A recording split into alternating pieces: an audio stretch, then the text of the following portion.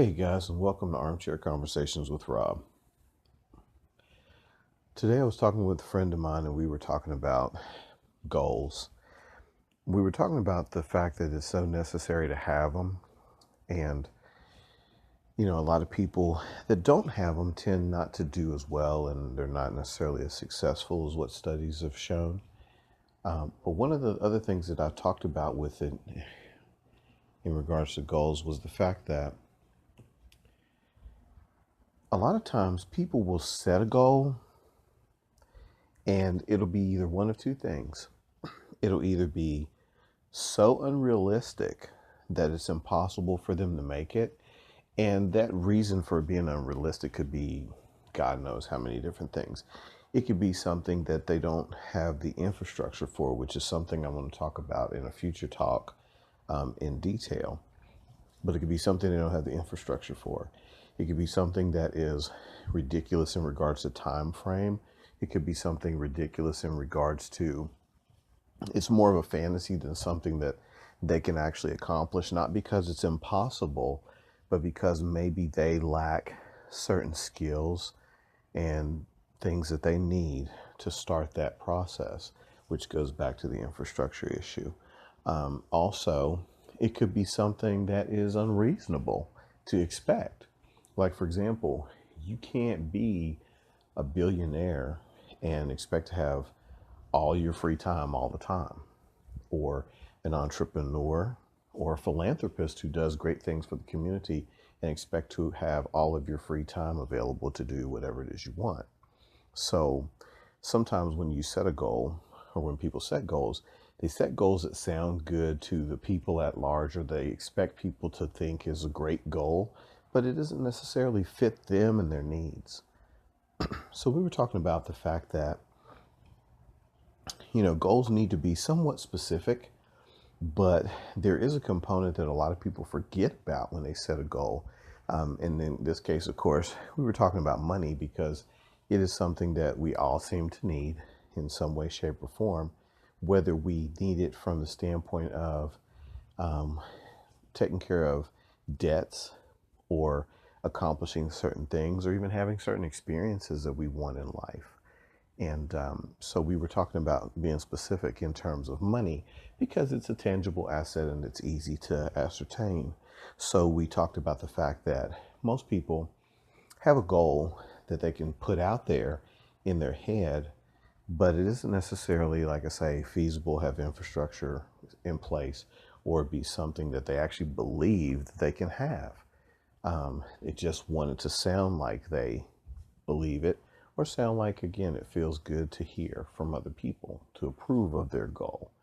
So we were talking about the fact that some people need a definite number. They need to say, I want $1 million, or I want to win $10 million, or I want to make $100 million. Okay. Or they want to win the lottery when it's at this point in time when I'm talking things like $500 million or more, and again, not impossible, but is there infrastructure in place for you to do that? Did you make an opportunity available for yourself to do that or to head toward that goal? Are you being realistic in the sense of you can't give yourself 2 weeks to earn millions of dollars, especially when you have no infrastructure in place to funnel that money through, to allow the universe to create through you and compensate you for that. So, we talked about that. We also talked about the biggest thing when it comes to goals that involve money, especially, have something to do with why. Why do you want that thing? Why do you want that particular amount of money? Why do you want to win the lottery? Why do you want to get that brand new car? 9 times out of 10 at the end of the day, it's because it makes us feel good. It's about a feeling, whether that feeling is something that we feel good about because we are experiencing something, or because we're contributing and doing things for others or helping others or exerting some sense of control in the world. Or it could also be to get approval from others from the sense of, oh, I'm somebody now because I have this car or this watch, or I have this house or this amount of money in the bank, or my friends are doctors and lawyers. I mean, there's all kinds of permutations for this. But at the end of the day, it all goes back to we want to feel good. Whether we want to feel good because of what we contributed, or whether we want to feel good about ourselves, or because we want to feel good about what we've experienced. All of that stuff goes back to feeling. So, we were talking about the fact that some people will aim really high and unrealistically and miss. Other people sometimes don't believe in themselves, their worthiness, their ability to have a goal, and so they'll often aim really low and they'll make it, which is even worse, in my opinion, because my friend in particular was somebody that I feel has the ability and the capacity to set a goal that was much bigger than the goal he set for himself. Not because of any other reason than I think his understanding and his belief is that that's about all he's capable of doing. Or, which I posed to him afterwards, it could have been because he's somewhat uncomfortable. Sometimes when you don't believe that you're worthy of X, you tend to be uncomfortable with making a goal that surpasses that. So, I urged him to start thinking more about cleaning up his ideas about what he's capable of doing and what he's capable of having. And I urge you to do the same. And I also try to do the same with myself. I try to set goals that are slightly unrealistic, just slightly, not winning $1 million in 2 weeks. Okay. But slightly unrealistic, like, my current goal is I want to earn between $1,000 to $10,000 residual income a month. Okay, it's something that I set for myself because it's something I barely believe is possible for me because I lack certain skills and infrastructure. But it motivates me because I know that in order for me to reach that goal, I've got to go out and acquire the knowledge, the skills, and the tools to make it work. So I urged him to do the same, to find a goal that makes him slightly uncomfortable. Not so uncomfortable that you don't even bother, but slightly uncomfortable enough that you can rationalize with yourself to go out and find the skills and the opportunities to make those things happen for you.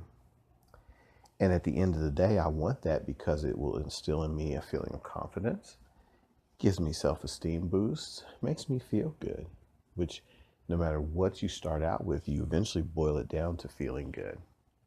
So I urge you today to do the same. Find and set a goal that's slightly a little above what you think you can do.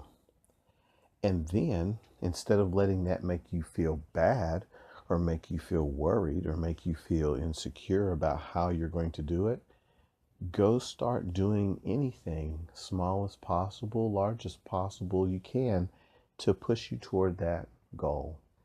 Even if it's taking a class about something that you know nothing about that's involved in the process, or going out and finding a way to talk about it with people who possibly aren't going to necessarily see eye to eye with you, just to bolster your ability to have resolve. Or go find somebody that pisses you off and have them tell you you can't do it so that you can say, I'll show you. It doesn't really matter what you do to get yourself motivated forward in that way, but I feel like you have to set a little bit unrealistic goal and motivate yourself forward, because again, they always say shoot for the moon, and if you miss, you'll be among the stars. But I guarantee you, if you aim low, 9 times out of 10 you'll hit it every single time, and that doesn't do anything for your life or for you feeling good, because deep down inside you'll have this small nagging feeling that you could have done more. Anyway, we'll get into this in a later talk as far as the infrastructure part. I thank you for sharing my armchair. If you guys have any feedback or comments, send them to me. I'd appreciate it. If you like it, subscribe. If you don't, we have search engines out there to help you find what you need. So in the meantime, I hope you have a great day whenever and wherever you are. And remember, whatever you aim at, you got a possibility of hitting. But if you don't aim, you can't hit. Thanks for sharing my armchair. Bye.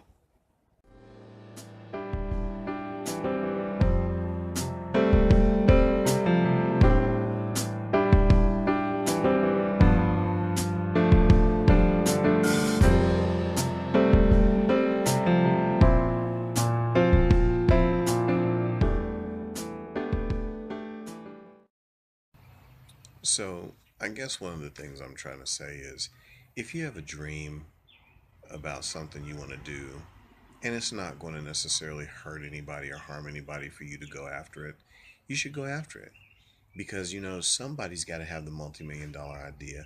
Somebody's got to have the new chicken recipe like Colonel Sanders did in his day. Somebody's got to have the next big thing.